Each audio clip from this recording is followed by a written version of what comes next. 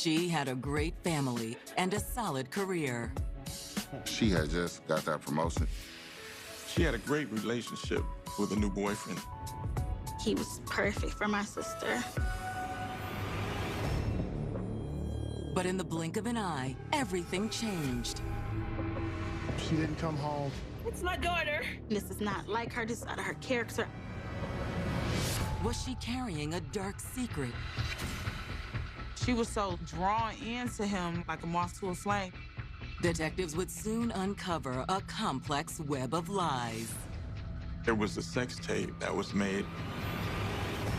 You have a man in a skeleton mask. Love is not supposed to hurt. Love is not supposed to take someone's life.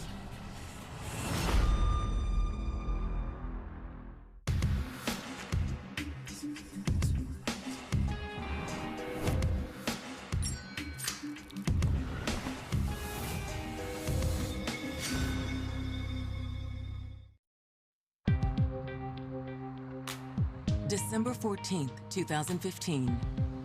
It's a chilly Monday morning in Detroit, Michigan, and downtown is bustling with an energy that would have been unthinkable a few years earlier. We've been through some tough times, but we're on the uprise. Detroit is this comeback city right now, and it's been a long time in the making. While many are out on their morning commute, a sanitation worker in the Brightmoor area is making his rounds. This area is a residential area. It just consists of homes, single-family homes, some vacant dwellings and vacant lots. In front of one of these vacant houses, the sanitation worker comes across an oddly placed garbage container. As the worker attempts to roll the can, he notices it is unusually heavy. It was obvious someone had put something more than just household garbage in there. When the worker lifts the lid, he's met with a terrifying sight. There is the body of a deceased female. The worker immediately runs back to his truck to call 911. That call comes into me. I alert my team, and we then head out to the location. When detectives arrive to examine the body, there is little evidence to suggest just how the victim died. There was no obvious signs of trauma at the time, but we believe we were investigating a homicide. She obviously did not place herself inside a trash bin. Who was this woman? Detectives believe they know the answer. Police had spent the last 3 days searching for a woman named Kajavia Globe. But no one had heard from her. Is this Kajavia Globe? And if so, what led to her tragic death? 24-year-old Kajavia Globe was part of a tight-knit family of strong women. Kajavia was the big sister. You know, she looked out for her sister. She was very overprotected over her sister. I needed that as me being a single parent because I didn't have to worry. Kajavia was a mother figure. It's great. We did everything together. Couldn't tear us apart. She was my best friend. You could confide into Kajavia about anything. With the support of her family, Kajavia was thriving in her professional life. She was working at a telemarketing firm and had just been promoted to project manager. She was a leader over there, you know, so anyone coming under her, she would teach them the software and everything. So she was really excited about it. She wasn't going to let anything or anyone prevent her from achieving the goals that she had. She always wanted to reach for the stars. She was like, oh, I'm gonna grow with this company. I'm gonna advance to the fullest. Focused on her successful career, Kajavia wasn't looking for love, but couldn't deny the chemistry she had with coworker, 37-year-old John Black. She was a guy magnet. She was popping, fly. They will always go out on dates. He always took her to nice places, and she just was like, he treats me like a queen. Why are you so good to me? Because you deserve it. After a 6-week romance, the couple had become inseparable, and John asked Kajavia to move in. He was treating her well. She always talked about him. She was just happy, full of joy. However, on the night of December 11th, 2015, Kajavia's sister receives a distressing phone call from John Black. I had just walked in the house from having dinner. Hello? Hello, Adriana? Yeah, it's John. Is Xavier with you? No, she's not. Why? He said she didn't make it home. She's supposed to be here hours ago. She's not answering her phone? No, that's why I'm calling you. She's supposed to be It's here like unlike hours her ago. to not call or to be, answering the phone.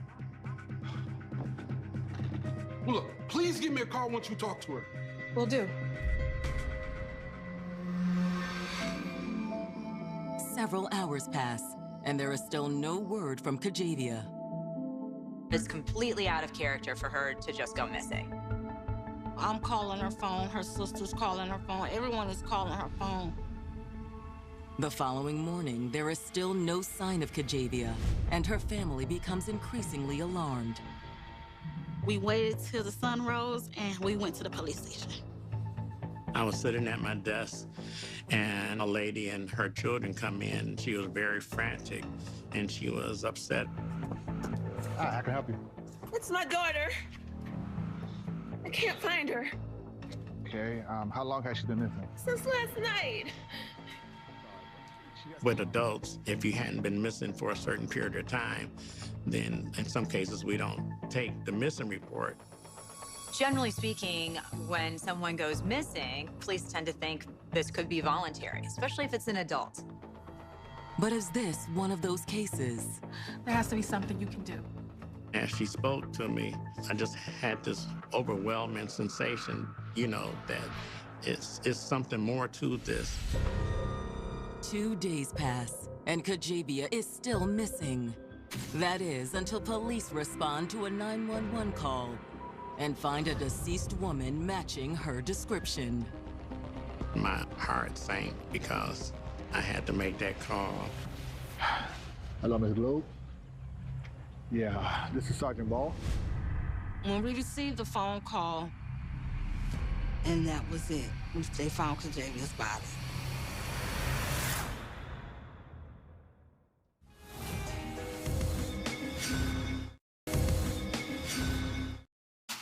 With a new love blossoming and a big promotion at work, 24-year-old Kajavia Globe appeared to have a bright future ahead of her. By all accounts, Kajavia had everything going for her. She's sort of living her best life. But on December 14th, 2015, 2 days after Kajavia was reported missing, her family is devastated to learn that her body has been recovered. Kajavia's boyfriend, John Black, had called her sister on Friday the 11th and said that she hadn't come home from work. The family's been through hell. There was no explanation as to why she would suddenly take off, and then suddenly there's a body that's been found. Now, with her body identified, homicide detectives must piece together what happened to Kajavia Globe and why. The evidence techs take photos. We collect evidence from the trash can. There were dog hair fibers that were collected. There was also pillow fibers. It looked like the dog may have torn a pillow or a comforter apart. We also collected those fibers. The can had been found in front of a clearly abandoned house. They also checked the vacant house. The vacant house was boarded up, and they could see that no one had entered that house. We conducted a canvass and spoke to the neighbors, asked what they may have saw or heard. Unfortunately, detectives are unable to find any witnesses. Their hope now is that Kajavia's body might provide the answers they need. Kajavia's body was transported to the medical examiner to see if they could determine a cause of death. While they wait for the forensic evidence to be processed, their next step is to talk to Kajavia's grieving family, with the hope they might help generate some leads. Was she having any trouble with anyone, maybe at work? They had a surprise party for her promotion at work. And the day of her disappearance, she didn't appear to have any problems or anything like that at her job. Well, how were things with her boyfriend? Any problem? John Black? Not that I noticed. He was the one that told us she was missing. John was calling us, trying to find out where was Kajavia at. She was supposed to be here hours ago. he was very adamant on trying to find Kajavia. When a woman goes missing, those closest are immediately suspects. The current husband or boyfriend or whomever that happens to be. I thought that John had something to do with my sister's murder due to the fact that that was the man that was around her at the time. Anybody else we should look at? Kajavia's mother gives them the name of another man in her daughter's life, Kajavia's ex, Maxwell Brack. Max was her first relationship. Max was Kajavia's first everything. When I initially met Max, it was a good vibe. He was a good guy. Yes, I like that one. Yeah. He made my sister happy, and my sister was always there for him. You love me, right? You know I do. You're the only one for me. But Kajavia's family says that despite their relationship being strong, Max started showing a darker side that landed him in prison in 2011. Maxwell was sentenced for 2 years on a gun charge. And once he was released, the relationship changed between him and Kajavia. Her sister came to me and was expressing her feelings that she didn't like how Max talked to her sister. He would demean her. He would talk to her like he was the dad instead of the boyfriend. According to Kajavia's family, eventually the abuse allegedly became physical, and Kajavia had had enough. Kajavia had finally left Max because she got tired of the fighting, the arguing, and she finally said, "Mom, I'm gonna leave him." And she left him. Once that breakup happened, that's when they kind of went their separate ways. And then she met John. She was just happy, full of joy. Kajavia's mother says she had reached out to Max to find out if he'd seen Kajavia while she was still missing. Just because they did have history. I called Max, and Max was like, he haven't seen her. Detectives now have two possible suspects, the ex-boyfriend and the new boyfriend. Now we're looking at two individuals who may have acted or may have been involved in her death. We'll be in touch. Detectives assure Kajavia's family they'll find her killer and make interviewing the two men in Kajavia's life their top priority. We started conducting our interviews, and we went out and spoke to John Black. Tell us about the day Kajavia went missing. She went to work, man. They threw her a party. She called me afterwards about 6:30. Said she had to run a few errands, but she never came home after that. Any problems between you two? No, man, I thought everything was good. Till I seen that video. Video? What video? John explains that when Kajavia went missing, he went through her cloud to see if she had posted any pictures or anything that would indicate where she had been. And that's when he found the video. He found a video of her and Maxwell Brack having sex. Detectives instantly suspect John may be hiding some facts about when he found the video, but they also wonder when it was made. So you found this around the time she was missing? Yes. So she was cheating on you? John Black provided us with that information, that he suspected Kajavia was still sleeping with Maxwell Brack. See that tattoo? Detectives consider the possibility of a love triangle turned deadly, and that they may be face to face with Kajavia's killer. Jealousy can be a powerful motive. With Kajavia being involved with both guys, maybe one of them let their jealousy get the best of them.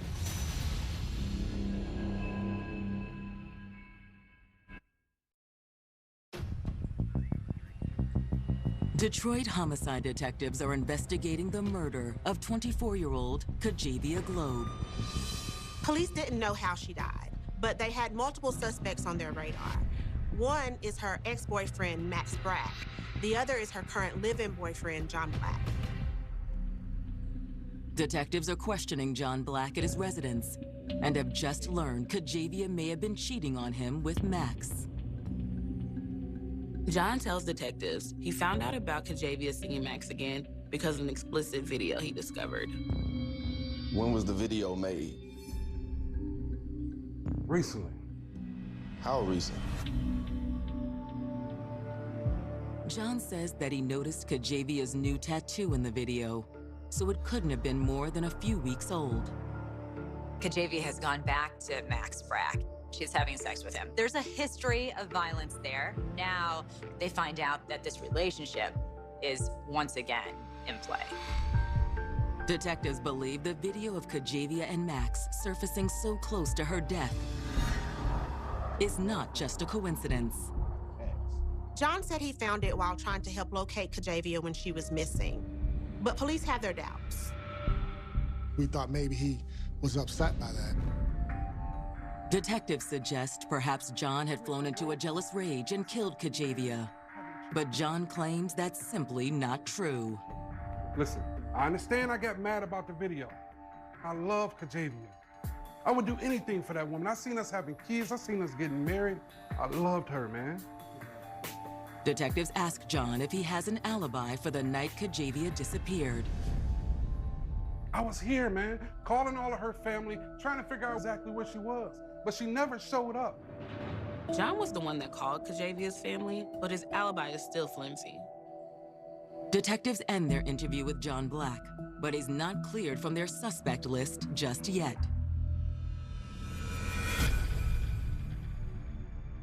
With any investigation, you have to follow a lead all the way until it ends. We had a couple of individuals who were in the suspect pool.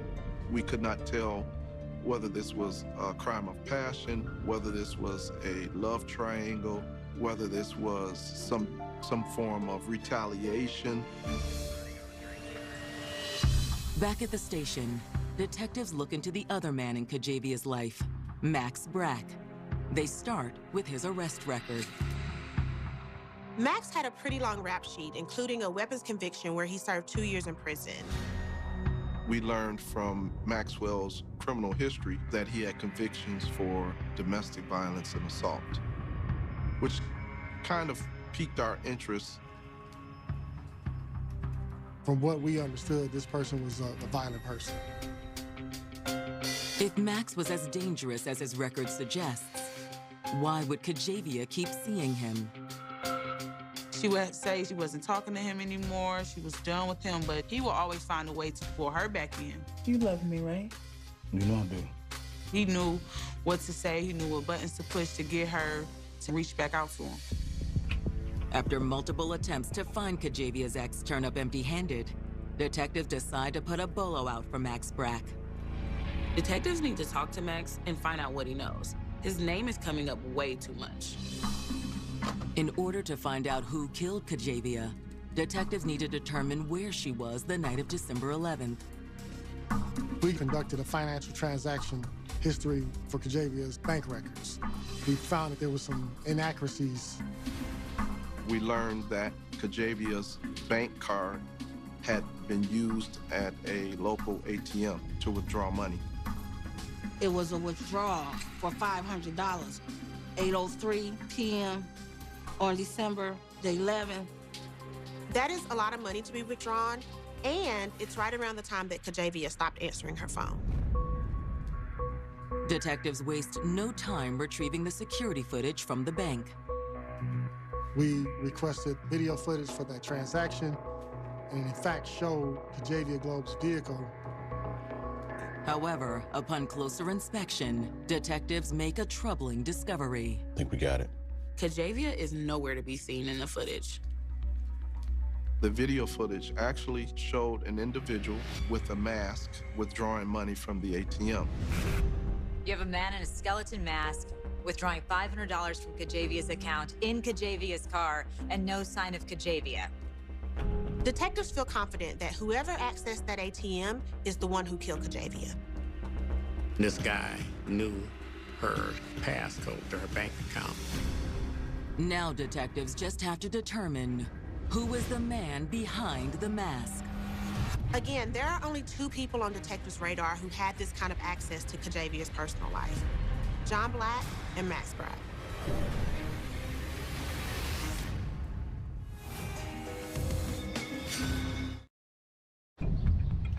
Detectives investigating the murder of Kajavia Globe have uncovered a startling piece of evidence. Police recovered surveillance video showing a man wearing a skeleton mask, withdrawing $500 from Kajavia's account, and even driving her car. Police assumed that whoever was wearing the mask was most likely the one responsible for her death. Detectives have their suspect list narrowed down to two men, Maxwell Brack and John Black. Detectives have spoken to Kajavia's current boyfriend, John Black, but now they need to speak with Max Brack. While police have yet to locate Max Brack, they are able to locate Kajavia's vehicle. It was seen down in our Brightmoor area in the west side of Detroit. They found a purse in the back seat, and in the purse were credit cards that belonged to Kajavia. We had learned that Kajavia had recently been promoted at her job, and when her vehicle was found, there were balloons inside. But it's not what police find inside the vehicle that makes them take note.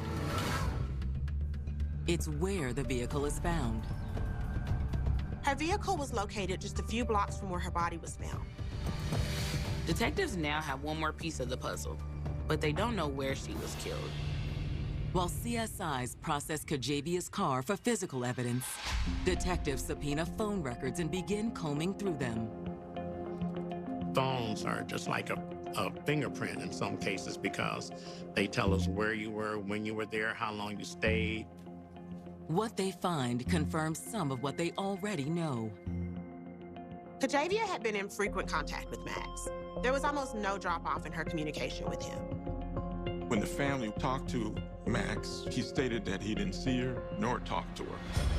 While the phone records point to the guilt of one of the men in Kajavia's life, they also prove the innocence of another. The phone record showed that John Black was home the entire night. He was just a concerned boyfriend. Hey, it's John. By all accounts, John Black, desperate for answers, he was contacting her family. I've always been a stand-up guy, so I had to stand my ground because I didn't do anything. And if I have to face these questions, it is what it is. I didn't do that. In fact, John had hoped to soon marry Kajavia and start a family. I definitely saw myself marrying Kajavia in the future. It was just a matter of when, you know. Confident John Black is not their killer, detectives are now ready to move on to their next suspect. Based on the phone records, we were able to rule him out. So Maxwell is suspect number one on our radar. Once we figured out that that was his number in her call log and him saying that he have not contacted Kajavia in a long time, at that point I knew that Maxwell had something to do with it. A closer inspection of Max's records gives detectives further proof that he was likely Kajavia's killer. Maxwell Brack was in the area where her car was dumped, and he's also where her body was dumped at the time of the crime. What about the ATM? It pinged in this area right here, around 8 p.m. That is not enough to get a warrant yet. We still need eyewitnesses that may help. On December 16th, 2015, 2 days after Kajavia's body was found, detectives receive a surprising phone call. We were alerted that there was a witness that potentially had information. Kim Wilson, who lives on the street where Kajavia was found, arrives at the station to give a statement. Expressed that there was some information that you may have. I might be able to help you guys. On December the 14th, she observed an individual move the garbage can from his property to across the street to be picked up. She tells police that she had seen this guy with this dumpster, and he was sort of pacing back and forth, and then he ends up taking it and put it in front of the abandoned house.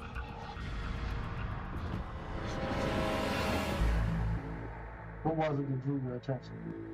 Well, it was this guy taking this garbage can across to a vacant house, but he kept going back and forth. The person who had moved the trash bin to the street and was standing around, and then also moved the trash can to the rear of the vacant home. She gave us a description and where he lived. You recognize him if you saw a picture of him? I might be able to. Detectives pulled photographs of some random men matching the description she gave, as well as a file photo for Max Brack. All right. So what we're gonna do is I'm gonna just show you a group of pictures. Okay.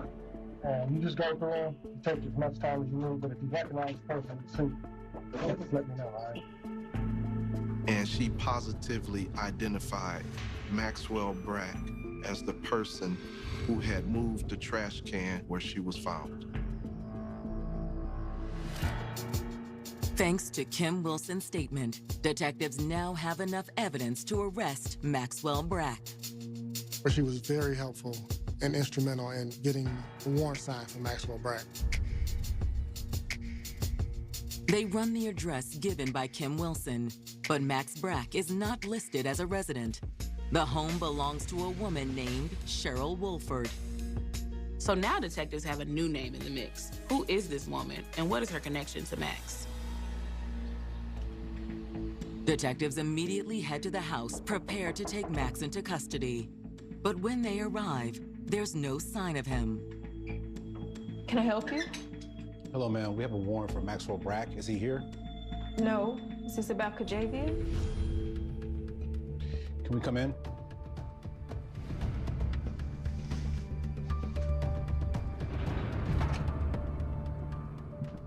So you were aware that her body was found across from here? It is revealed at that point that her boyfriend is Maxwell Brack. Could Cheryl Wolford have been involved in Kajavia's murder? If Kajavia was cheating on John with Max, then that meant Max was cheating on Cheryl with Kajavia. At this point, she's a possible suspect.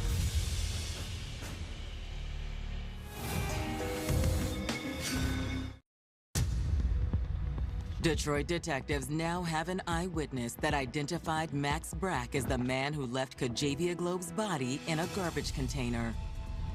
Maxwell Brack was Kajavia Globe's ex-boyfriend. However, they were still lovers. Kajavia's body was found across from a house where Max Brack was staying. They have a witness saying he moved her body, but they're still not sure how she died. Detectives have also found a potential new accomplice in the crime, Max's girlfriend, Cheryl Wolford. Did you know her? No. I just knew that her and Max were still hooking up. How did you find out?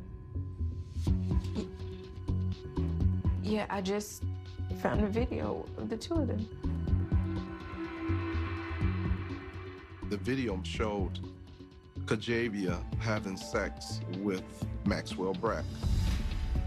The fact that she not only knew about Max and Kajavia's relationship, but saw it firsthand must have been devastating. It's also a red flag for detectives. We believe that she may have been slighted by that and upset. And due to the proximity of where her body was found and she lived there, she was obviously a suspect to us. Were you involved in this? No. I was at work that night. Here's my card. You can check with my supervisor. And what about Max? Think he's able to do something like this?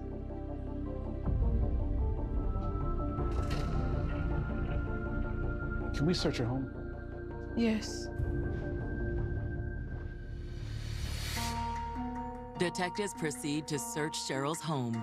Although they don't find obvious signs of a crime scene, they don't leave empty-handed. We found multiple pieces of evidence that were consistent with evidence that was in the trash container. Cheryl Walford had a dog, and detectives knew that there were dog hairs as well as fibers from a pillow found with Kajavia's body. We're gonna have to take a sample of this. Okay. Detectives take samples of the hair and fibers for forensic analysis. With no blood evidence or proof that Cheryl was involved, detectives can't arrest her, but they still need to check her alibi to make sure she's telling the truth. Upon returning to the station, detectives are met with surprising news. Max Brack has been apprehended. Maxwell Brack did not come in voluntarily. Our headquarters surveillance tracked him out in Jackson, Michigan, and he was arrested. Kajavia's family is relieved to hear the news as well.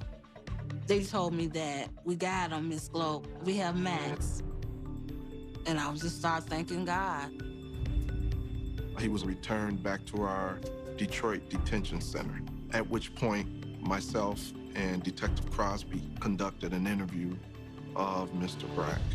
When detectives sit down with Max, he doesn't appear to be concerned that he is at the center of a homicide investigation. He's a guy that loves to hear himself talk. He's clearly a narcissist. He's boasting about how he's used this woman for that, uses that woman for this. He pretty much kind of painted himself a womanizer. We know you're still involved with Kajavia Globe. We have a witness who saw you move the body. We tracked your phone. So why'd you kill her? Got bad intel, man. Why would I kill her if I'm still hooking up with her? He denied. And in most of those denials, our evidence refuted almost everything that he said. He played a victim role during that interview. I don't know what y'all think happened, but I ain't do it. And I ain't saying nothing else until I speak to my lawyer. Detectives conclude their interview and send Max back to holding.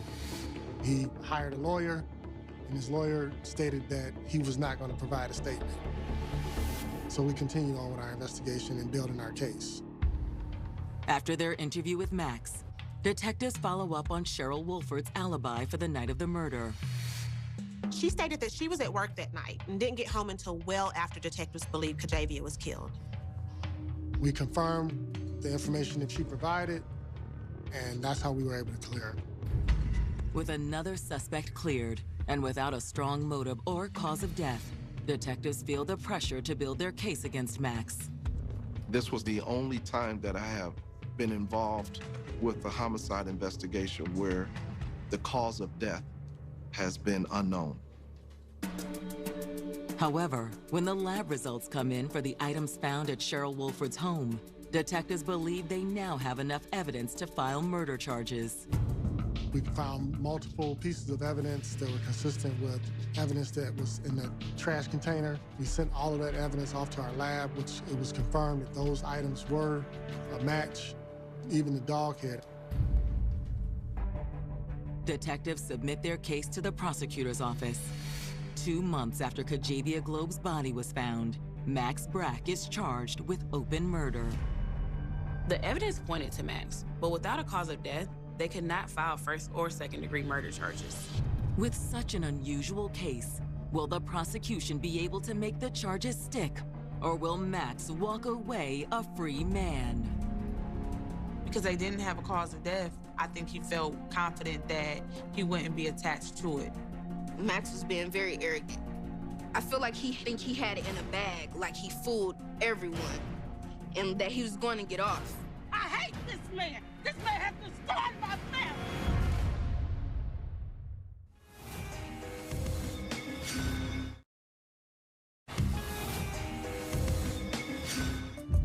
I feel like Kajavia stayed with Max because her heart was so forgiving. She could always forgive and overlook a situation to where she had overlooked Maxwell's abuse, to where she felt that she could possibly get through to him, that he will eventually stop. But it never stopped, and it took her to her death.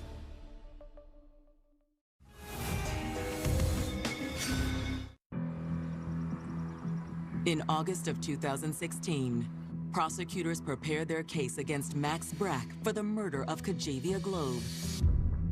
But Max maintains his innocence. Max claimed that even though he and Kajavia were still lovers, that didn't mean he killed her. He said they had this sexual relationship, and that's all it was. Maxwell told us he would have no reason to hurt or kill Kajavia. Despite the fact that he was engaged in a sexual relationship with Kajavia at the time of her death, despite the fact that her body is found across the street from where he's living, he says he has nothing to do with this. When Max's trial begins in late August, emotions run high as his defense begins to poke holes in the prosecution's case. Even with all the evidence linking Max to Kajavia's body, not knowing how she died really jeopardized the case. They didn't have a cause of death. Prosecutors also lack a clear-cut motive. Why did this happen? Why would he kill someone he claimed to love? And we can't ask Kajavia what happened. And Max Brack is never going to admit to what happened.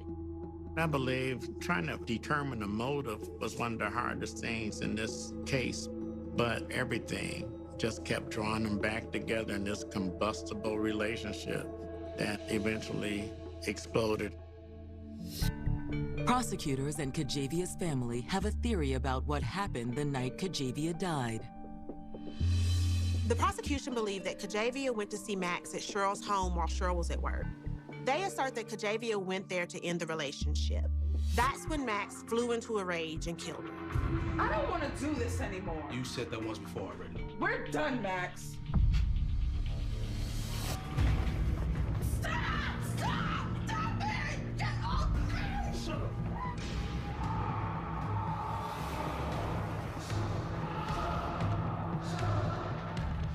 He knew that he couldn't control her. He couldn't get her to just pull up whenever he said he needed something. She wasn't at his beck and call no more.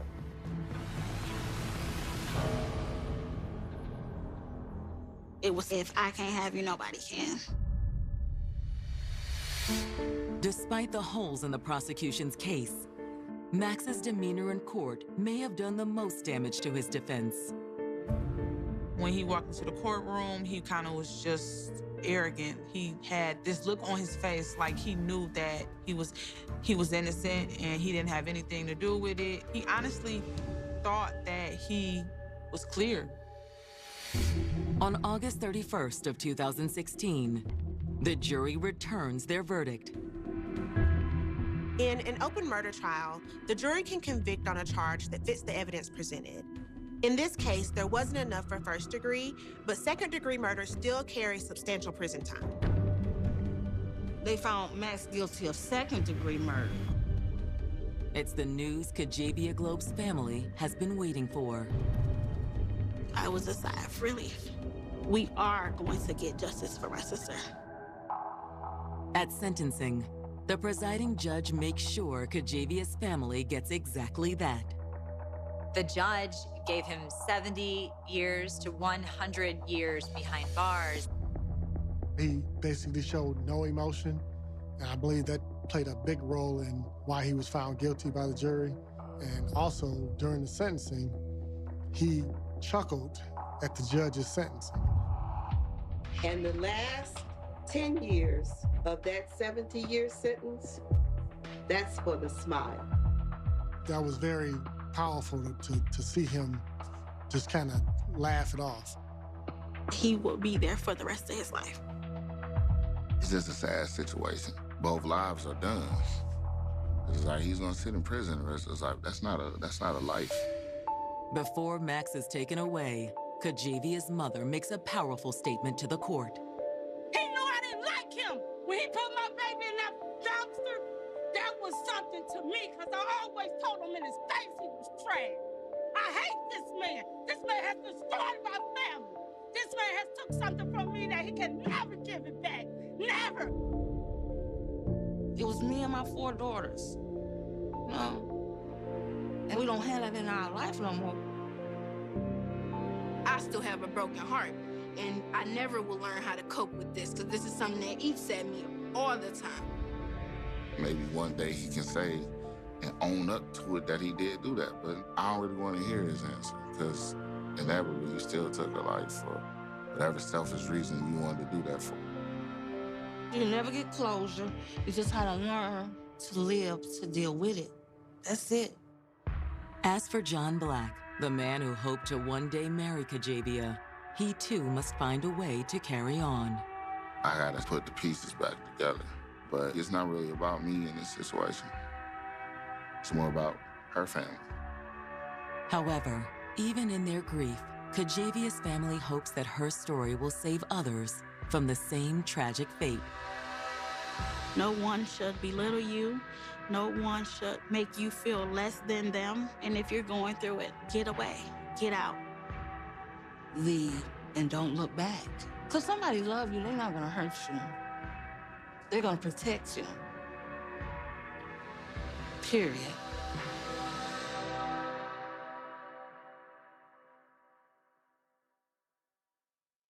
Abuse is never okay. If you or someone you love is in an abusive relationship, there is help available. Call the Domestic Violence Hotline at 1-800-799-SAFE.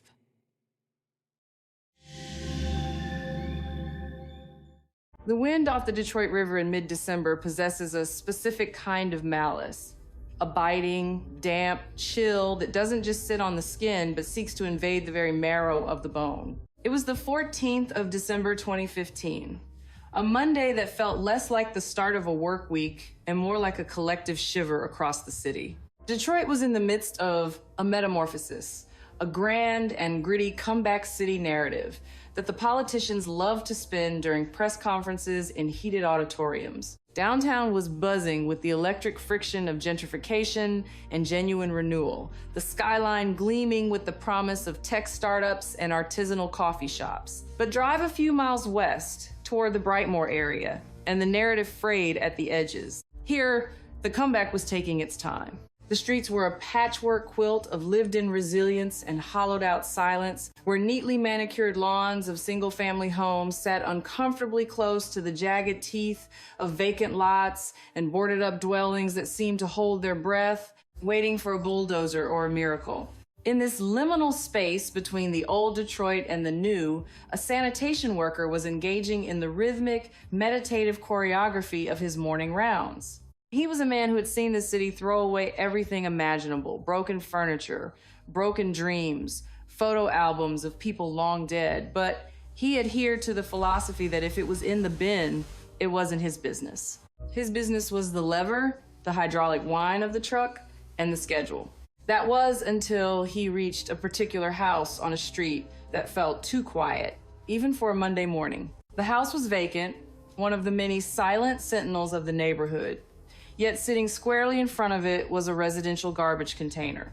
It was oddly placed, an anomaly that pricked at the worker's seasoned instincts. Vacant houses don't generate trash. Ghosts don't take out the recycling. Grumbling about the irregularities of the universe, he stepped off the truck to maneuver the bin. He gripped the handle, expecting the hollow rattle of empty soda cans or the light rustle of yard waste. Instead, the bin resisted. It was heavy, unusually, stubbornly heavy. It possessed a density that felt wrong, a shifting weight that didn't slide like loose debris. His curiosity, unfortunately, won the battle against his schedule. He lifted the lid. The sight that greeted him was not merely a violation of municipal waste codes, but a shattering of the morning's peace. Inside, curled in the dark plastic confines, was the body of a young woman. Panic, sharp and immediate, replaced his routine boredom. He scrambled back to the cab of his truck, the radio crackling as he dialed 911, his breath steaming in the cold air, the comeback city suddenly feeling very far away. When the call came in, it routed to the desk of Sergeant Ball and his team of homicide detectives. Ball was a man who wore his experience like a worn leather jacket, comfortable, heavy, and tough enough to withstand the elements. He knew that in his line of work, the initial silence of a crime scene often spoke louder than the screaming that came later. He rallied his team, and they rolled out to Brightmoor, the sirens cutting through the gray morning.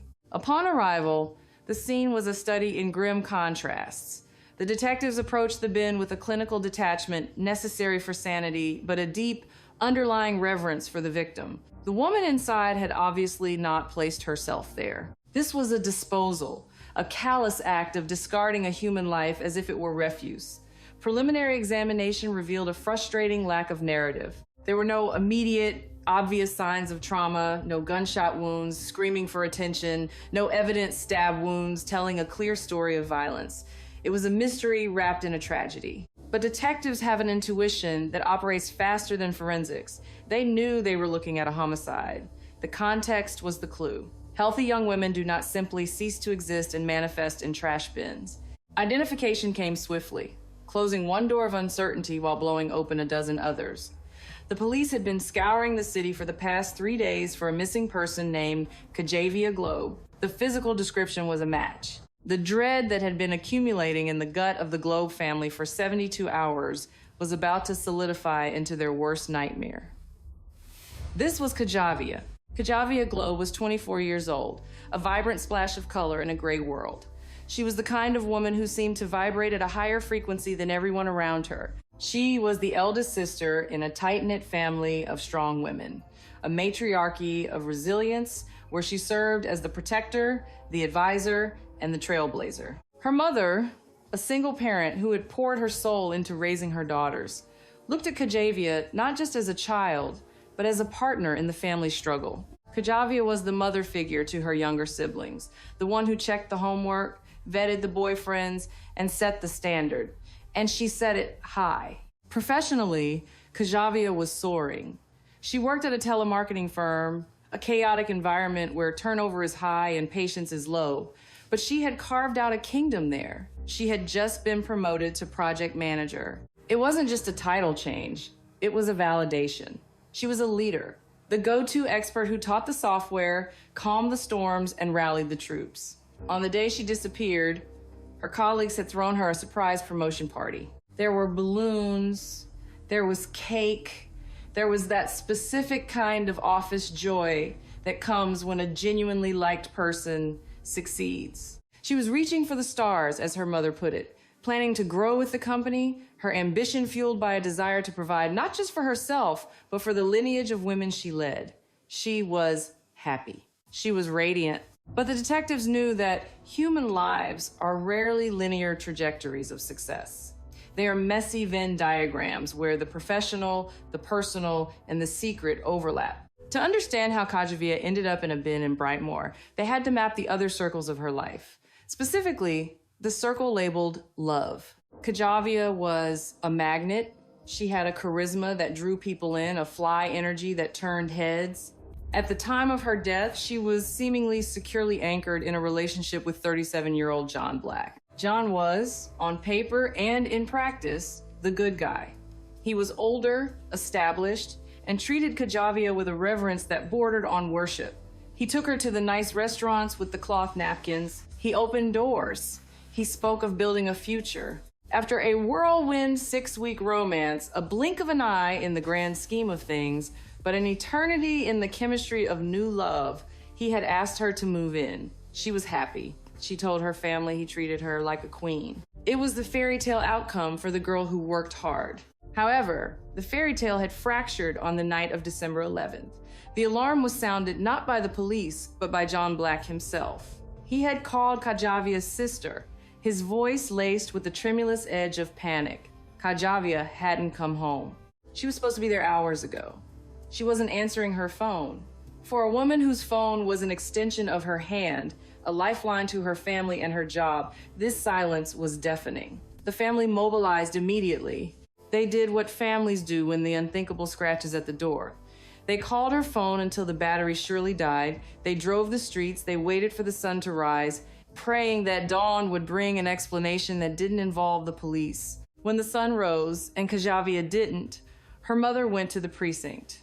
The interaction at the front desk was a classic friction point between public desperation and police protocol. Adults have the right to disappear.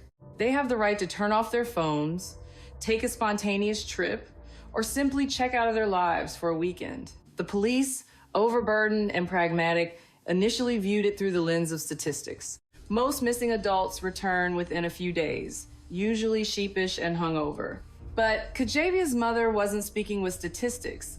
She was speaking with a mother's intuition, a primal force that screams when a cord is cut. She insisted this was out of character. Kajavia was responsible. She had a promotion. She had a life she loved. She wouldn't just walk away. The desk sergeant, to his credit, felt the weight of her conviction. He sensed the overwhelming sensation that this wasn't a whim. 2 days later, the sanitation worker found the bin. Now, Sergeant Ball and his team had to pivot from a missing persons case to a homicide investigation. The timeline was jagged. Kajavia was last seen at the promotion party. She spoke to John Black around 6:30 p.m., saying she had errands to run. Then, the void. The investigation, as all domestic homicide investigations do, began with the concentric circles of intimacy. When a woman is murdered, you look at the man she sleeps with. It is a grim statistical reality that love, or what passes for it, is the most dangerous thing in a woman's life. This put John Black squarely in the crosshairs. He was the boyfriend, he was the last known contact, he was the one who reported her missing.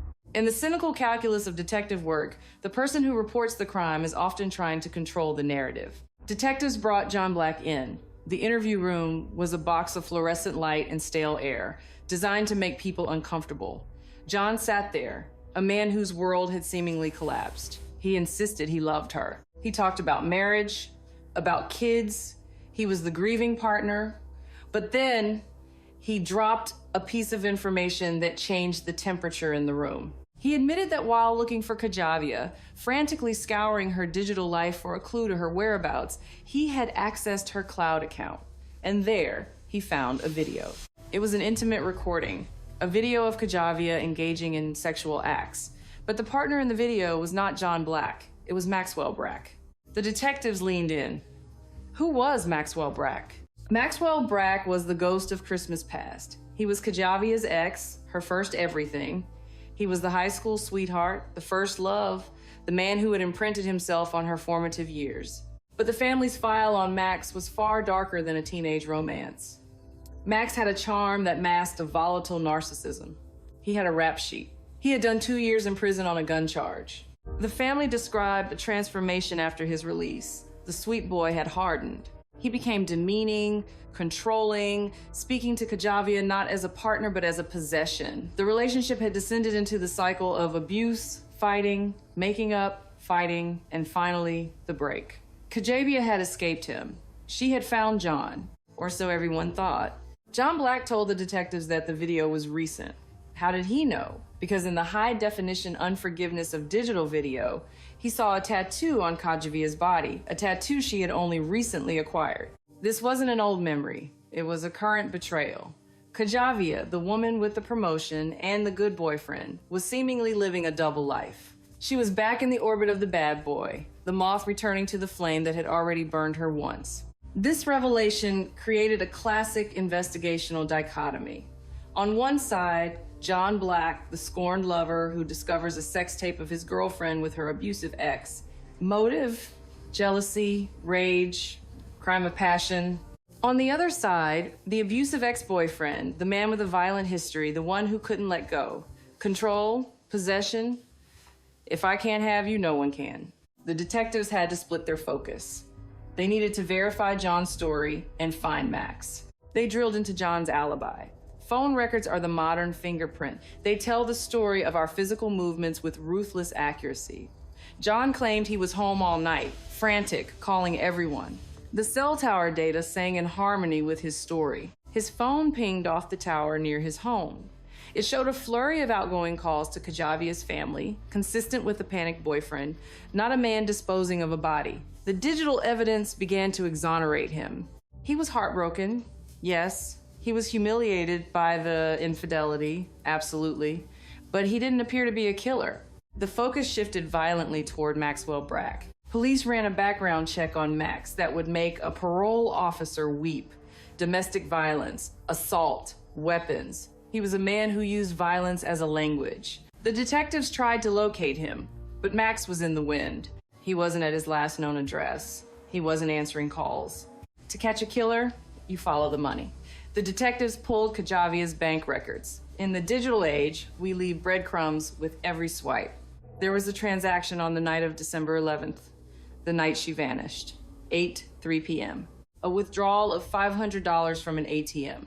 This was a significant sum, and the timing was critical. It was right around the time Kajavia stopped answering her phone. The detectives secured the surveillance footage from the bank, expecting to see Kajavia, perhaps under duress, or perhaps the face of her killer. They gathered around the monitor, the grainy video flickering to life. What they saw was straight out of a low-budget horror movie, bizarre and chilling in its absurdity. Kajavia's car pulled up to the ATM, but Kajavia wasn't driving.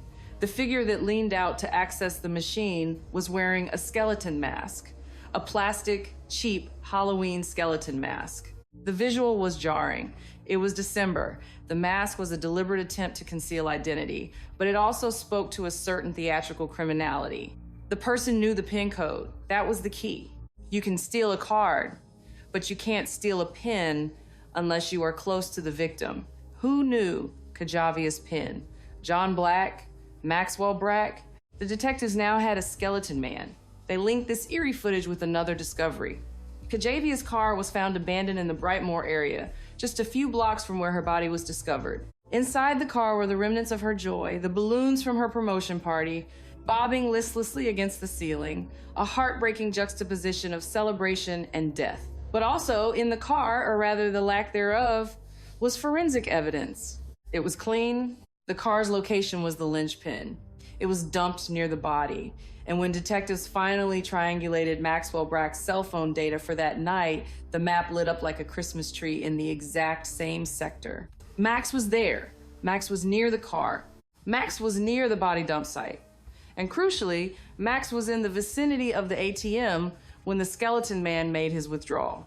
The net was tightening, but it was circumstantial. They had presence, they had history, they had a likely motive. But they didn't have a smoking gun. They needed a witness. Enter Kim Wilson. In every neighborhood, even the ones that look half abandoned, there is someone who watches. Kim lived on the street where the body was found. She was the eyes of the block. 2 days after the discovery, she called the station. She had seen something. She came in, a citizen doing her duty. She described a man. On December 14th, she saw a guy pacing back and forth with a garbage container. He wasn't a sanitation worker. He was nervous. He moved the can from a property across the street to the front of the vacant house. He was fidgeting, acting like a man whose skin didn't fit right. She gave a description. The detectives, playing their cards carefully, slipped a photo of Maxwell Brack into a lineup of random men. Kim Wilson didn't hesitate. She pointed to Max. That's him. That's the man with the trash can. This was the golden thread. They had an eyewitness placing the prime suspect, a man with a history of violence and a current sexual relationship with the victim, at the scene of the body disposal. It was enough for a warrant. But the address Kim Wilson pointed to, the house the trash can came from, wasn't Max's house. It belonged to a woman named Cheryl Wolford. The plot thickened into a chaotic soup of infidelity. If Kajavia was cheating on John with Max, Max was cheating on Cheryl with Kajavia. The detectives went to Cheryl's house, guns drawn, expecting Max. He wasn't there, but Cheryl was. Cheryl was stunned, or appeared to be. The detectives dropped the bomb. We are looking for Max in connection with the murder of Kajavia Globe. Cheryl's reaction was a mix of shock and a dawning, bitter realization. She admitted she knew about Kajavia. How? Because, like John Black, she had seen the evidence. She had found a video of Max and Kajavia. The symmetry was tragic. Two partners, John and Cheryl, both cheated on, both discovering the betrayal through digital evidence. The detectives had to consider Cheryl as a suspect. Scorned women have killed for less. But Cheryl had an alibi. She was at work. Her time card punched her in and out at times that made it impossible for her to be the skeleton man or the killer. However, her house was a gold mine. The detectives searched it. They found dog hair. They found pillow fibers. Why did this matter? Because on Kajavia's body, the medical examiner had found dog hairs and synthetic fibers consistent with a pillow or comforter. The forensics lab ran the comparison. It was a match. Kajavia had likely been in Cheryl's house. The fibers on her dead body came from the bed or the couch in the house where Max was staying. Max was eventually tracked down to Jackson, Michigan. He hadn't turned himself in, he ran. Flight is the behavior of the guilty. When the police brought him in, The demeanor of Maxwell Brack was a masterclass in narcissistic defense mechanisms. He didn't cry. He didn't ask about Kajavia. He was arrogant, leaning back in the chair, a man who believed he was the smartest person in the room. He admitted to the affair. He boasted about it, actually. He painted himself as a ladies' man, a player who juggled women because he could. Why would I kill her if I'm still hooking up with her? Was his defense. It was a cold, transactional view of human relationships. He denied being the skeleton man. He denied moving the body. He denied everything, despite the cell tower data, the eyewitness identification, and the forensic fibers. He lawyered up, shutting down the interview with a smirk that chilled the detectives more than a scream would have. The prosecutor's office faced a significant hurdle. They had Max at the scene, they had him with the body, they had him stealing the money. The jury would surely infer he was the skeleton man. But the medical examiner had come back with a frustrating conclusion. Cause of death undetermined. There were no bullet holes, no knife wounds, no strangulation marks that were definitive. It is incredibly difficult to prove murder without a cause of death. Was it an overdose, a heart attack, an accident? The defense would pounce on this. They would argue that Kajavia died of natural causes or an accident, and Max, in a panic because of his record, simply disposed of the body. That's a crime, yes, improper disposal of a body, but it's not murder. It carries a slap on the wrist compared to life in prison. The trial of Maxwell Brack was a tense, atmospheric affair. The courtroom was packed with the Globe family, a wall of grief and demand for justice. Max sat at the defense table, and his behavior was, frankly, his own worst enemy. He smiled, he chuckled, he looked bored. He wore the arrogance of a man who thought the system was a joke he was in on. The prosecution wove a narrative of control. They argued that Kajavia, emboldened by her new job and her good relationship with John, had gone to see Max one last time to end it, to close the door. They theorized that Max, a man who viewed women as property, couldn't handle the rejection. He didn't kill her because he wanted her. He killed her because she said no. The undetermined cause of death was likely suffocation, something that leaves little trace if done with a pillow. The pillow fibers! The defense hammered on the lack of physical evidence of murder. Where's the weapon? Where is the cause? You can't convict a man of murder just because he's a bad boyfriend. But the jury looked at the totality of the circumstances. They looked at the mask, the withdrawal of money from a dead woman's account, the disposal of her body in a trash can like she was garbage, the lies. And they looked at Max's face, the smirk, the lack of remorse. The verdict came back, guilty of second-degree murder. They couldn't prove premeditation for first degree, but they knew he killed her with malice.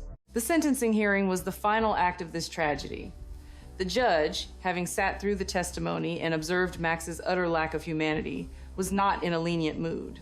Max chuckled during the sentencing. He actually laughed. It was a sound that sealed his fate. The judge looked at him and handed down a sentence of 70 to 100 years. It was effectively a life sentence. The last 10 years, one might imagine the judge thinking, are for that smile. Kajavia's mother stood up to give her victim impact statement. It was a raw, guttural cry of a mother who had lost her child to a monster she had tried to warn her about. He knew I didn't like him, she declared. She spoke of the broken heart that would never heal, the hole in the family that no amount of justice could fill. Max Brack would die in prison. His life was over.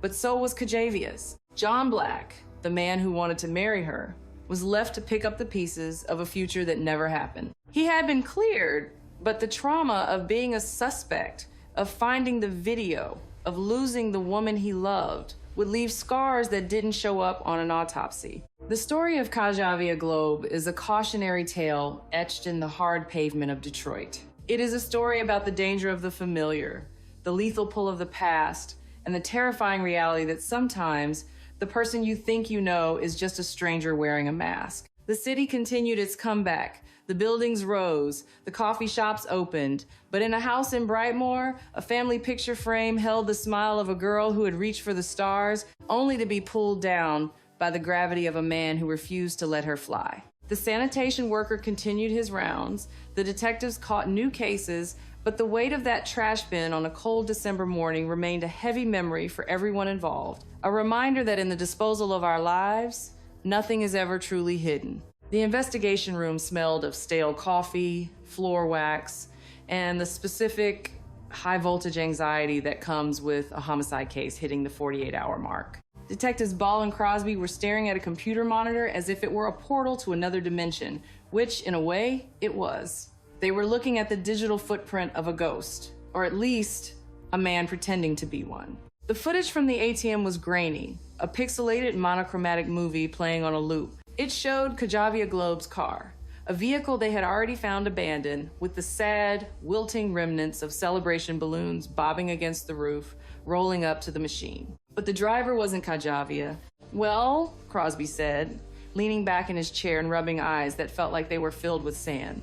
That's not something you see every day, unless it's October 31st, which it isn't.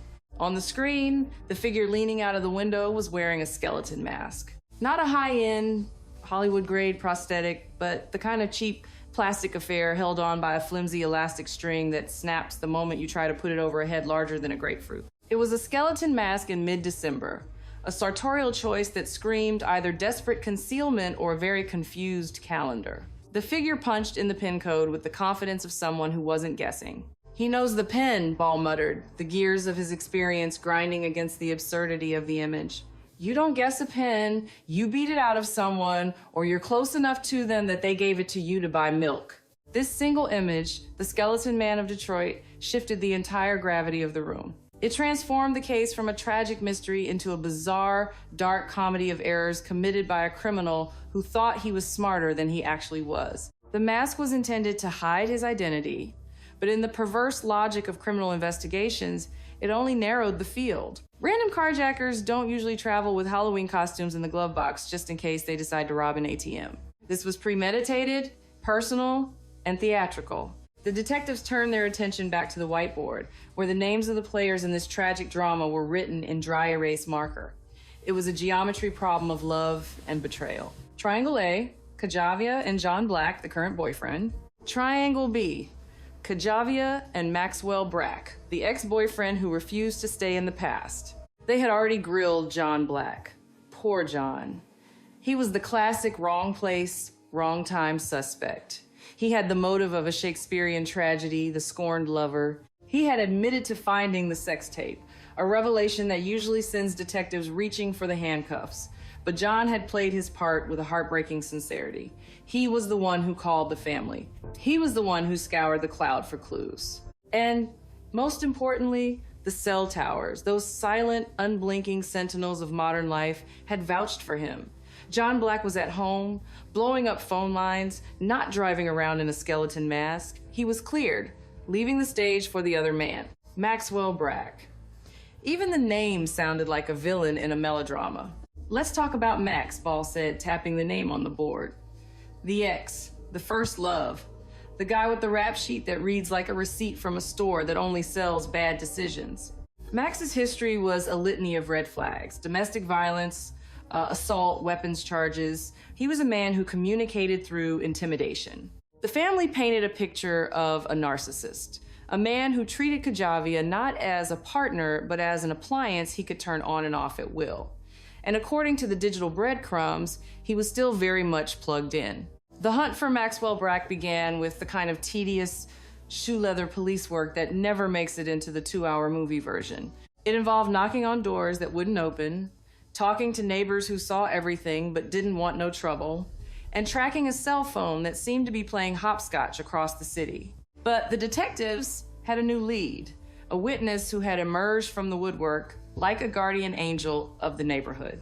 Kim Wilson lived on the street where Kajaavia's body had been found in the trash can. She was the neighborhood watch, the eyes and ears, the woman who knew whose car belonged in which driveway and whose trash day was Tuesday. She had come into the station with a story that was bizarre enough to be true.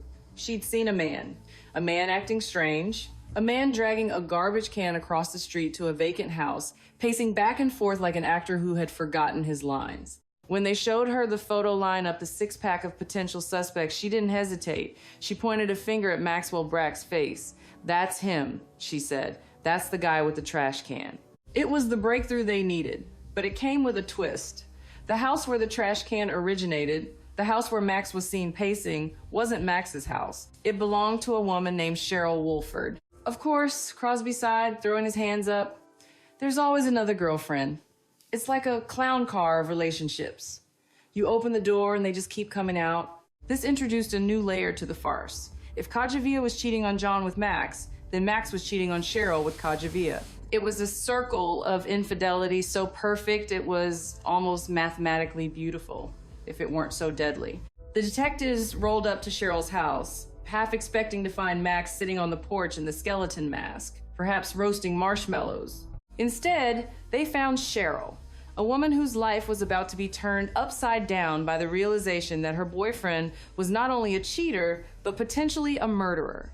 The interview with Cheryl was a study in shock. She stood in her doorway, the cold Detroit air swirling around her as the detectives explained why they were there. No, Max wasn't home. Yes, she knew who Kajaviya was. How? Because she too had found a video. It seemed Max and Kajaviya were not very good at digital hygiene. Everyone had seen the video. It was the viral hit of this small, tragic social circle. He's cheating on me with her, Cheryl admitted, the anger warring with the fear. But murder? I don't know. She let them search the house. This was the critical error for the defense and the saving grace for the prosecution. The house was clean, but not crime scene clean. It was lived in. And in the world of forensics, lived in means evidence rich. They found dog hair. They found pillows. To the untrained eye, it was just a couch. To the crime scene technicians, it was a treasure map.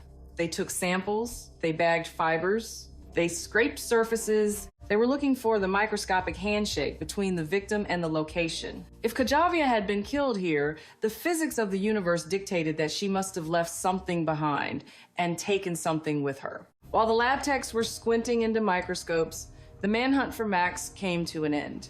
He hadn't fled the country. He hadn't gone underground in a sophisticated bunker. He was in Jackson, Michigan, likely thinking he was outsmarting everyone. When the handcuffs clicked shut, the detectives expected fear. They expected a confession. They expected the crumbling of the facade. What they got was Maxwell Brack, the star of his own movie. The interrogation of Maxwell Brack should be studied in psychology classes under the heading The Narcissist's Dilemma. He sat in the metal chair, not slumped in defeat, but posturing. He looked at Detective Ball and Detective Crosby with a look that suggested he was disappointed in the quality of their service.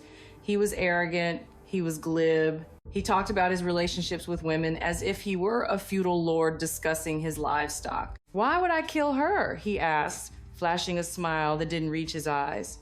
"I was still sleeping with her. You don't break your own toys." He didn't use those exact words, but the sentiment hung in the air, toxic and heavy. He denied everything. The mask, not him. The trash can, mistaken identity. The body, tragically sad, but nothing to do with him. He was a Teflon man, believing that if he simply denied reality with enough confidence, reality would eventually agree with him. He admitted to the affair because he thought it made him look like a stud, not realizing it established opportunity and proximity. But the detectives had the ace up their sleeve, or rather, the dog hair in the evidence bag. The lab results came back. The fibers found on Kajaviya's body, on her clothes, in her hair matched the pillows in Cheryl's house. The dog hairs found on her were a match for Cheryl's dog. Science does not lie. It does not have an ego. It does not try to look cool in an interrogation room. It simply states facts. Kajaviya had been in that house. When they confronted Max with the evidence, he didn't crack. He simply shut down. He lawyered up. The performance was over, the curtain brought down by the advice of counsel, but his silence was loud. The preparation for the trial was a headache for the prosecution. They had a mountain of circumstantial evidence. They had the mask, or at least the video of it. They had the fibers. They had the witness. They had the cell tower pings placing him at the dump site, but they had a gaping hole in the narrative, the cause of death. The medical examiner had scrutinized Kajaviya's body with the intensity of a diamond cutter, but the body kept its secrets. There were no bullet holes, no knife wounds, no ligature marks. She had simply ceased. This is the nightmare scenario for a prosecutor. Open murder is the charge, but without a cause, the defense can argue anything. Maybe she had a heart attack. Maybe she tripped and fell. Maybe she was abducted by aliens who returned her without a pulse. Without a smoking gun or even a smoking pillow, proving intent is a steep uphill climb. The trial began, and the courtroom became a theater of the absurd. Max Brack treated the proceedings not as a judgment on his life, but as a boring meeting he was forced to attend. He smirked at the jury. He chuckled when witnesses stumbled over their words. He projected an air of untouchable arrogance. It was a bold strategy. Convince the jury you are too cool to be a murderer. The prosecution wove a story of a combustible relationship. They argued that Kajaviya, empowered by her new job and her healthy relationship with John, had gone to Cheryl's house to end things with Max once and for all, to tell him no. And Max, a man who had never heard the word no without throwing a punch, snapped. They theorized he suffocated her, a method that leaves little trace if done with a soft object, like the pillows from which the fibers were recovered. It was a crime of passion, of control, of a fragile ego shattering into deadly violence. The defense attorney, a person with an unenviable job, tried to poke holes. You don't know how she died, he argued. You don't have a weapon. You have a witness who saw a man with a trash can, but it was dark. You have fibers? Everyone has pillows. But the jury was watching Max. They saw the smirk. They saw the lack of tears. They saw the skeleton man video and looked at the man sitting at the defense table, and they did the math. The mask fits the ego. The disposal fits the callousness. The silence fits the guilt. The verdict, when it came, was a compromise of justice. Second-degree murder. They couldn't prove the premeditation required for first degree. They couldn't prove he planned it days in advance, but they knew he did it. They knew he acted with malice. The sentencing hearing was the crescendo. Kajaviya's mother, a pillar of grief and strength, stood before the court. Her voice shook the walls. She spoke of the daughter who was her best friend, the big sister who held the family together. She looked directly at Max, who was likely checking his fingernails or suppressing a yawn. He knew I didn't like him, she cried out. It was the primal scream of a mother who had been right all along, a validation that came at the highest possible cost. Then came the judge. Judges are usually stoic, impartial, arbiters of the law. But this judge had been watching Max too. He had seen the chuckles, he had seen the smiles, and he decided to wipe that smile off Max's face using the power of the state. 70 to 100 years, the judge announced. The courtroom gasped. It was a sentence usually reserved for serial killers or kingpins. It was, for all intents and purposes, a life sentence. Max Brack, at 26 years old, would not breathe free air until he was a geriatric man, if ever. The judge made it clear the severity of the sentence was a direct response to the cruelty of the crime and the absolute lack of remorse shown by the defendant. The chuckle had cost him decades. As Max was led away, the smile finally faltered. The reality of the math hit him. 70 years. There is no charm that works on concrete walls. There is no manipulation that works on time. The aftermath of the case left a city moving forward and a family standing still. John Black, the man who was almost the husband, went back to a quiet house. He had been cleared, but innocence is a legal term, not an emotional one. He carried the weight of the what-ifs. What if he hadn't let her run errands? What if he had gone with her? What if he had found the video sooner? He was a victim of the crime just as surely as if he had been in that room, his future stolen by a man in a skeleton mask. Kajaviya's family was left with the memories and the message. They became advocates. Their grief transformed into a warning signal for others. If you are in a toxic relationship, her sister would say to anyone who would listen, get out, don't look back. Don't go for closure. Closure is a myth, safety is reality.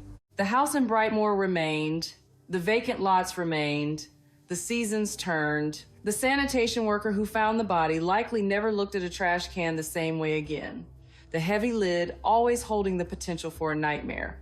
And somewhere in a maximum security prison, Maxwell Brack sits in a cell, stripped of his women, his control, and his mask, left with nothing but time to think about the day he decided that a human life was something to be thrown away, and the day the city of Detroit decided to throw him away in return. The comeback city kept coming back. But for Kajaviya Globe, the story ended in the silence of a winter morning, leaving only the echo of a laugh that was finally, permanently silenced by the gavel. The heavy iron doors of the Cotton Correctional Facility do not slam shut with the dramatic echoing clang you hear in the movies. They slide into place with a pneumatic hiss and a dull, final thud that sounds suspiciously like a Tupperware container sealing in yesterday's leftovers. For Maxwell Brack, this sound marked the end of his career as Detroit's most confident narcissist and the beginning of his new tenure as inmate number whatever the computer spits out. The transition from misunderstood lover to state property is a jarring one, mostly because the Department of Corrections has absolutely no appreciation for personal branding. Max, who had spent his trial treating the courtroom like a casting call for a reality show about charming rogues, was about to discover that his audience had shrunk considerably and was now armed with batons and a profound lack of patience for smirks. The bus ride to the facility had been a sobering affair, primarily because the legroom was non-existent and the in-flight entertainment consisted solely of staring at the back of another man's head while chained to a bench. Max, ever the optimist in his own twisted narrative, likely spent the journey composing the opening lines of his memoir, tentatively titled Too Handsome for Homicide, or The Skeleton Mask, a fashion statement misinterpreted. He probably imagined a prison yard where he would hold court, dispensing wisdom to the less sophisticated criminals, perhaps organizing a talent show. The reality, however, was a strip search, a squat and cough routine that stripped away the last vestiges of dignity, and a uniform that did absolutely nothing for his complexion. The orange jumpsuit is the great equalizer. It takes CEO and street thug alike and turns them into traffic cones. Back in Detroit, the city was exhaling. The resolution of a homicide case is rarely a moment of triumph. It is more like the lancing of a boil, necessary, painful, and leaving a scar, but ultimately a relief. Detective Ball and Detective Crosby were back at their desks, engaged in the part of police work that never makes the final cut of the TV show, the paperwork. Hollywood would have you believe that after a conviction, the detectives go out for a whiskey and toast to the fallen. In reality, they spend the next 6 hours wrestling with the printer that has been jammed since the Ford administration and filling out forms in triplicate to justify why they use so many evidence bags. You know, Crosby said, staring at a form that required him to list every single item recovered from the trash can, "I missed the skeleton man." Not the guy, obviously, he was a monster, but the mask. It was a clear visual. Now I'm back to investigating guys who just wear hoodies. It lacks panache. Ball grunted, struggling with a stapler that seemed determined to remain a pacifist. Panache is overrated. Panache gets you 70 years. I like boring criminals. I like criminals who leave their ID at the crime scene and write a confession on their Facebook wall. Max was exhausting. The smiling, the arrogance. It's like arresting a motivational speaker who went rogue. The precinct was buzzing with the usual chaotic energy of a Tuesday. Phones rang with the persistence of a colicky baby, and the smell of burnt coffee was a permanent resident of the air vents. But the ghost of Kajavia Globe lingered, not in a supernatural sense, but in the quiet spaces between the noise. Her case had touched a nerve. It wasn't just the brutality, it was the betrayal. The boyfriend versus ex-boyfriend dynamic was a tale as old as time. But usually, it ended with a slashed tire or an angry text message, not a body in a dumpster. The detectives knew that for every Max Brack they caught, there were a dozen others out there pushing boundaries, testing limits, convincing women that jealousy was just a spicy flavor of love. Meanwhile, John Black was trying to figure out what normal looked like. How do you go back to dating after your girlfriend is murdered by her ex and you were briefly a suspect because you found a sex tape? That is not exactly light dinner conversation. So, tell me about your last relationship, a date might ask over appetizers. John would have to decide whether to lie or to drop a truth bomb that would clear the restaurant faster than a fire alarm. He was a man haunting his own life, moving through the motions of a bachelorhood he didn't ask for. He kept the apartment clean, he went to work, but he probably avoided the ATMs at night. The image of the skeleton man was burned into his retinas, a reminder that the person you share a bed with might have secrets that wear a plastic mask. And then there was Kim Wilson, the star witness of Brightmoor. In the weeks following the trial, she had become something of a local celebrity, which in her neighborhood meant people stopped her at the grocery store to ask if the prosecutor was as handsome in person as he was on the news. Kim, a woman who just wanted to keep her block clean and her neighbors honest, found the attention tedious. "I saw a man moving a trash can," she would tell the nosy neighbors. "I didn't see the Loch Ness Monster. Go buy your lottery tickets and leave me alone." But deep down there was a pride there. She had done the thing most people are too afraid to do. She got involved. In a city where snitches get stitches was often treated as a commandment, Kim had rewritten the rule to witnesses get justice. But let's zoom back to the courtroom, to the moments that didn't make the headlines, the absurdity that underpins the tragedy. The defense attorney, a man who likely billed by the hour and probably regretted every single one of them with Max, had a thankless task. Defending a narcissist is like trying to carry water in a sieve. The client keeps poking holes in the defense because they think they know better. During the trial, there were moments where Max would lean over to whisper to his lawyer, probably suggesting a brilliant legal strategy like, "Tell them I have a twin brother named Flax Brack," or ask the judge if he likes my tie. The lawyer would nod, take a sip of water, and continue doing his best to keep a straight face while arguing that the skeleton mask was merely a coincidence. Perhaps a sudden interest in anatomy. The jury, 12 strangers forced to sit in uncomfortable chairs and eat vending machine sandwiches, had bonded over their mutual dislike of the defendant. There is a specific kind of camaraderie that forms in a jury room when the accused decides to laugh during the victim impact statements. It's the kind of unity that politicians dream of. They didn't need DNA evidence to know Max was guilty. They just needed to look at his face. The smile that cost him 10 years was the subject of much debate in the jury room. Who smiles at a murder trial? One juror likely asked. Unwrapping a ham sandwich. A sociopath. That's who, another would reply. Or someone who thinks this is all a roast in his honor. As the months rolled on, the seasons in Detroit changed. The gray slush of winter gave way to the tentative green of spring, and the vacant lots of Brightmoor began to sprout dandelions, nature's way of saying, "I'm still here." The house where Cheryl Woolford lived, the house with the incriminating pillows, became a place of local legend. Kids would ride their bikes past it quickly, daring each other to touch the mailbox. Cheryl herself had likely moved, or at least bought new pillows. The realization that her living room had been a crime scene, that her dog had been an unwitting accomplice carrying forensic evidence like a fluffy little informant, was likely too much to bear. She was another victim in Max's wake, a woman whose trust was weaponized against another woman. Back in prison, Max was learning the hard way that his charm had no currency. The prison ecosystem is based on respect, strength, and the ability to keep your mouth shut. Max, whose superpower was talking until people gave up, was at a severe disadvantage. He probably tried to organize a ladies' man seminar in the recreation yard, only to realize that his audience consisted of a guy named Tiny who was 6'5" and interested only in Max's dessert cup. The narcissist in a cage is a fascinating study.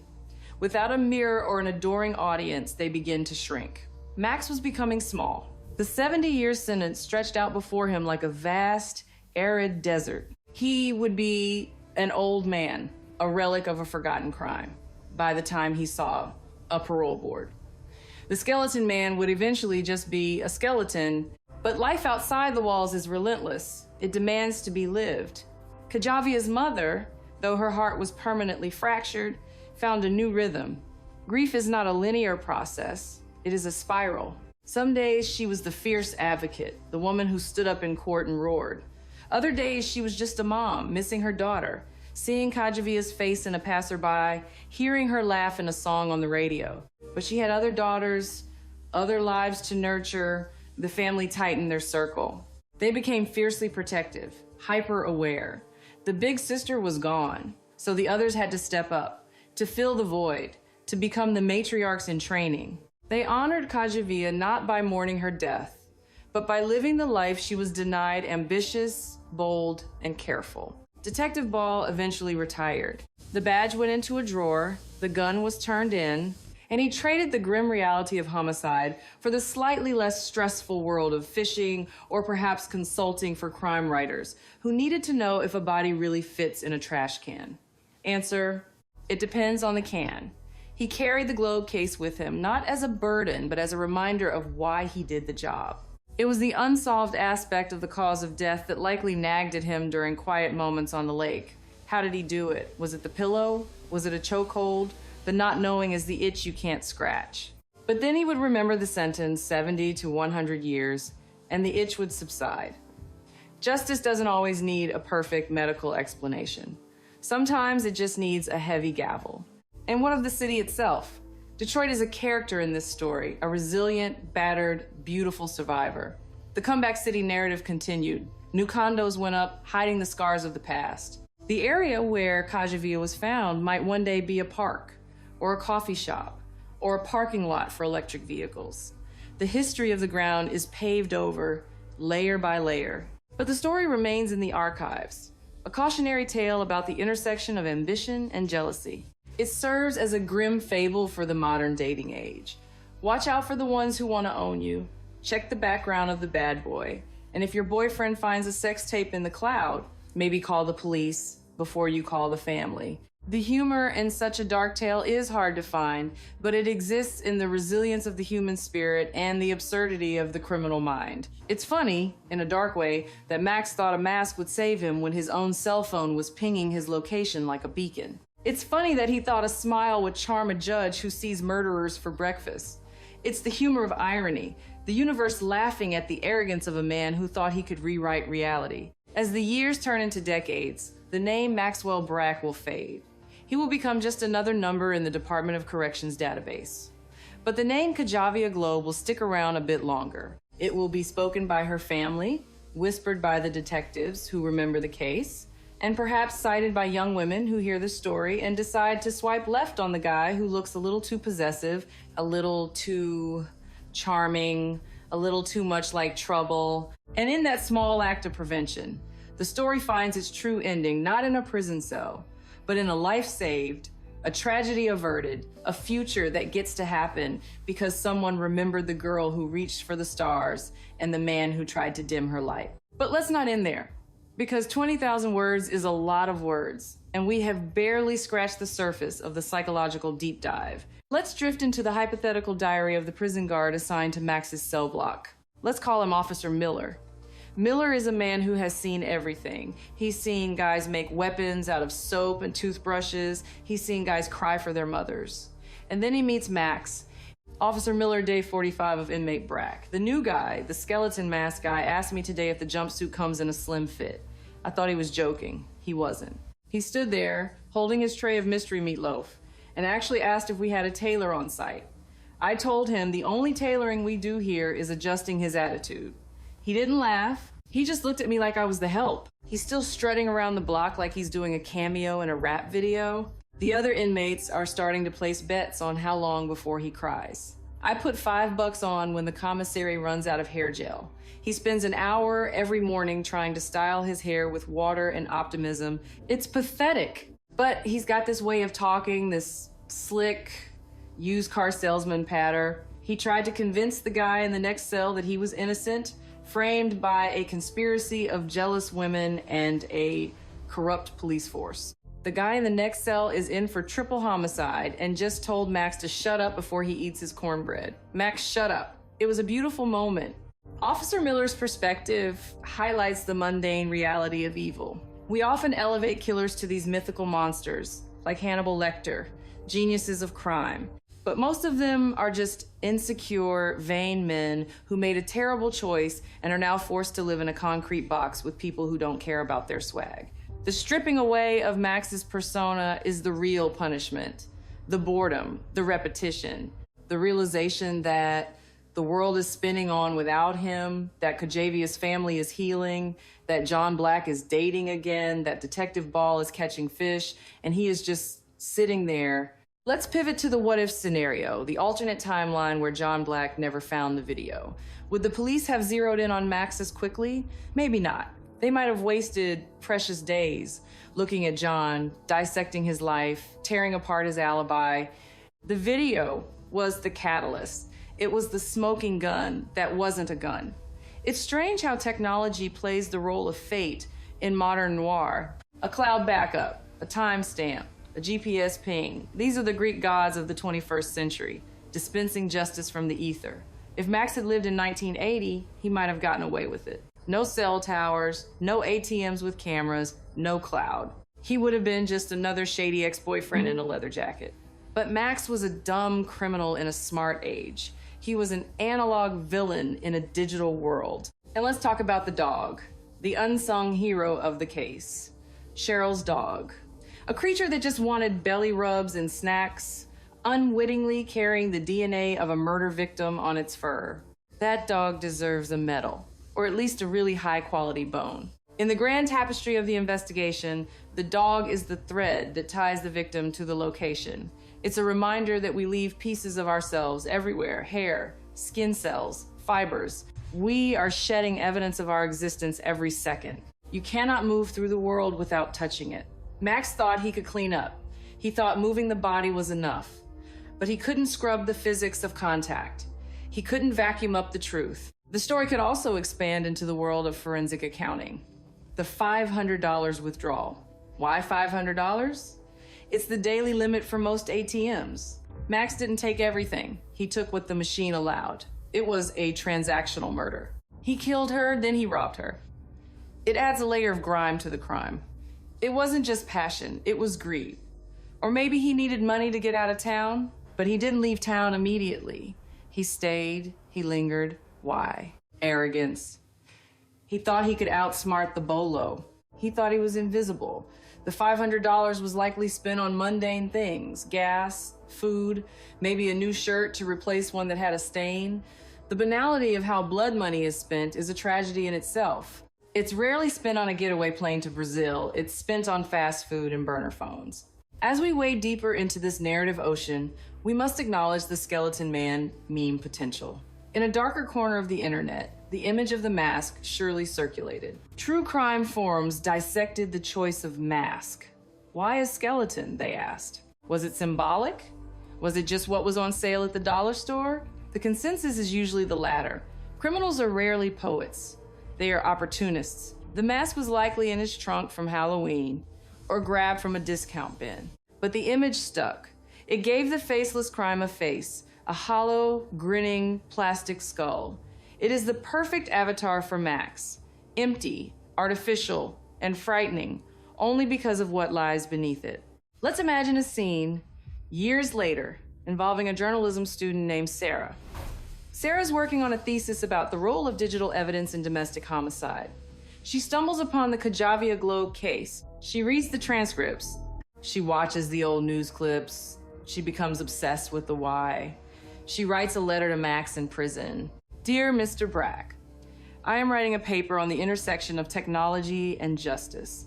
Your case is a primary focus. I am interested in your perspective on the digital footprint that led to your conviction. Specifically, the video and the cell tower data. Do you feel that technology has made it impossible to commit the perfect crime? Max, receiving this letter in his cell, would likely preen. A fan, he would think, someone who wants to hear my side. He would write back a long, rambling manifesto about how he was framed by the NSA, or how the video was a deep fake before deep fakes were a thing. He would try to charm Sarah through the paper. But Sarah is smart. She reads the letter and sees the manipulation. She sees the narcissism dripping from the ink. She uses his letter not to exonerate him, but to illustrate the pathology of the killer. The thesis gets an A. Max remains in his cell, thinking he has manipulated the narrative, while in reality, he has just become a footnote in someone else's education. This is the long tale of murder. It doesn't end with the gavel. It ripples out, touching students, writers, future detectives, neighbors, and strangers. The story of Kajavia Globe becomes a brick in the wall of case law, a data point in the statistics of violence against women. But by telling the story, by expanding it, by adding color and detail, and even a grim sort of humor to the absurdity of the killer, we reclaim the narrative. We take the power away from the skeleton man and give it back to the truth. And the truth is this: Detroit is cold in December, garbage cans are heavy, mothers have intuition that rivals radar. And if you wear a skeleton mask to an ATM while driving a dead woman's car, you are not a criminal mastermind. You are a cautionary tale waiting to be told. The city moves on, the snow melts. The sun comes out over Brightmoor. And somewhere A young woman gets a promotion at work, buys balloons, and drives home safe because she learned to spot the monsters before they put on their masks. The endless cycle of the city continues. The new detectives at the precinct, the rookies who were in high school when Max was sentenced, look at the cold case files of other victims. They see the Globe file on the solved shelf, a thick binder, dusty now. One rookie pulls it down, curious about the skeleton man legend he heard from the old-timers. He flips through the photos. He sees the mask. He chuckles, shaking his head. "What an idiot," he whispers. And that, perhaps, is the ultimate justice. To be remembered not as a terrifying villain, but as an idiot. To have the fear stripped away, leaving only the pathetic reality of a man who threw his life away for nothing. The horror fades, the grief softens, but the stupidity of the crime remains eternal.